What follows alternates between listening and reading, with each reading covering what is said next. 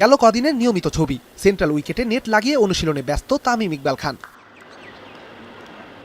গেল বছরের সেপ্টেম্বরে নিউজিল্যান্ডের বিপক্ষে লাল সবুজ জার্সি গায়ে শেষবারের মতো মাঠে নেমেছিলেন টাইগারদের সাবেক অধিনায়ক। এরপর দীর্ঘ সময় ক্রিকেট থেকে নিজেকে দূরে রাখেন তামিম। তবে গেল 10 দিনে বদলেছে চিত্র। ক্রিকেটে ফেরার নেশায় নিয়মিত অনুশীলন করছেন মিরপুরের হোম অফ ক্রিকেটে। ইনডোর জিম কিংবা সেন্ট্রাল উইকেট, সবখানেই যেন অবাধ বিচরণ খান সাহেবের।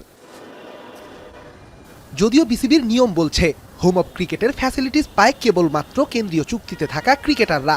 বিশেষ বিবেচনায় সেখানে অনুশীলনের সুযোগ পেতে পারেন এইচপি কিংবা এ দলের ক্রিকেটাররা। আর সেন্ট্রাল উইকেটে অনুশীলনের সুযোগ পান শুধুই কেন্দ্রীয় চুক্তিতে থাকা ক্রিকেটাররা। তবে গেল বছর থেকে চুক্তিতে না থাকা তামিমের বেলায় কেন অনিয়ম? উনি সেন্ট্রাল কন্ট্রাক্টে নাই, এই বছর নাই, but he might come back না। ফরমার ক্যাপ্টেন, প্রিমিয়াম যে ফ্যাসিলিটিটা, এটা তো ওই প্রিমিয়াম প্লেয়ার গুলোর জন্যই হওয়া উচিত, রাইট? আর তামিম ইকবাল কিছুদিন আগে ন্যাশনাল টিমের ক্যাপ্টেন ছিল এবং he might come back to the one day squad if he is fit or সে যদি কিছু ফ্যাসিলিটিস আশা করে, ঠিক আছে, এটা তো সে আর্ন করছে 17 বছর 18 বছর। নিয়ম ভেঙে আয়োজন করে তামিমকে এত সুবিধা দিতে কেন উঠে পড়ে লেগেছে বিসিবি? তাহলে কি শীঘ্রই দলে ফিরছেন তামিম? ফিরলে সেটি কখন? 3 মাস পরের চ্যাম্পিয়ন্স ট্রফি নাকি আসন্ন উইন্ডিজ সফর?